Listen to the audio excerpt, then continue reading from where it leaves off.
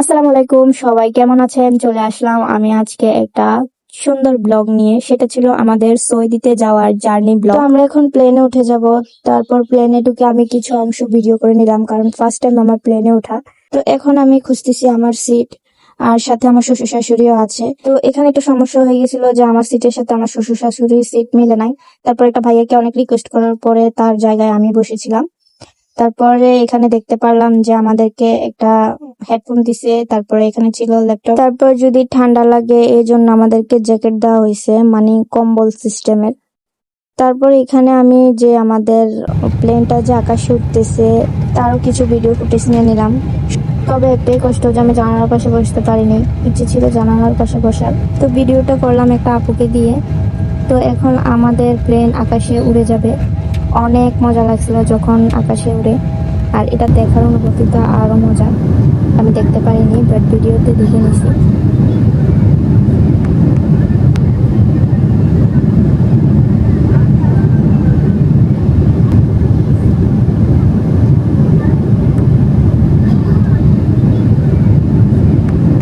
তো এখানে এখন আমাদেরকে খাবার দিবে, সেজন্য আমাদেরকে মেনু কার্ড দিয়েছে। মেনুতে যা যা ছিল তা যদি আমরা অর্ডার করি তাহলে দিয়ে যাবে।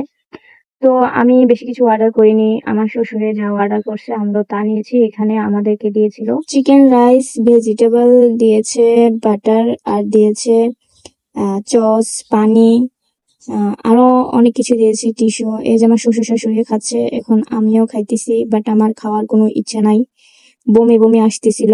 এই যে দেখেন সবাই খাইতেছে। তো খাওয়া দাওয়া শেষ করে আমরা এখন নেমে যাব দুবাইতে, মানে দুবাই এয়ারপোর্টে। তো দুবাই এয়ারপোর্টে নামার পরে এখন আমরা প্রায় 2 থেকে 3 ঘন্টা অপেক্ষা করব সৌদিতে যাওয়ার জন্য। দুবাই তো হচ্ছে ইন্টারন্যাশনাল এয়ারপোর্ট। দুবাই ঢুকে যা দেখলাম, মাশাআল্লাহ, মানে এত বড়, এত সুন্দর, আসলে নিজের চোখে না দেখলে বিশ্বাস করতাম না। তো দুবাই এয়ারপোর্টটা যতটুকু দেখলাম, বিশেষ করে শপিং মল বললে চলে, আর মেয়েদের তো সবকিছুই এখানে আছে।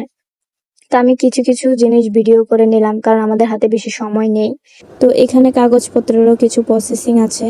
তো এখন আমরা চলে যাব প্লেনে, মানে আমাদের সময় শেষ। এখানে আমরা 2 রাকাত নফল নামাজ আদায় করছি, কেননা আমরা সৌদিতে যাওয়ার পরে প্রথমে কিন্তু আমাদের উমরা করতে হবে।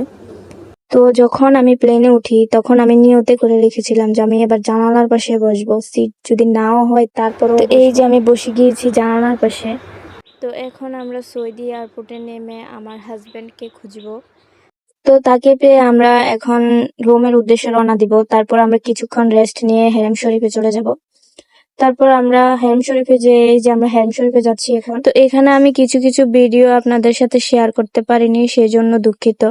তো এখন আমরা হেরেমে ঢুকবো। আমাদের অনেক বড় জার্নি ছিল, আবার শরীরও অনেক দুর্বল ছিল। তারপরেও যত এগিয়ে যাচ্ছি কাবা শরীফের কাছে, আলহামদুলিল্লাহ, মাশাআল্লাহ, শরীরের তত সুস্থতা দেখলাম। এই যে কাবা ঘর, আলহামদুলিল্লাহ।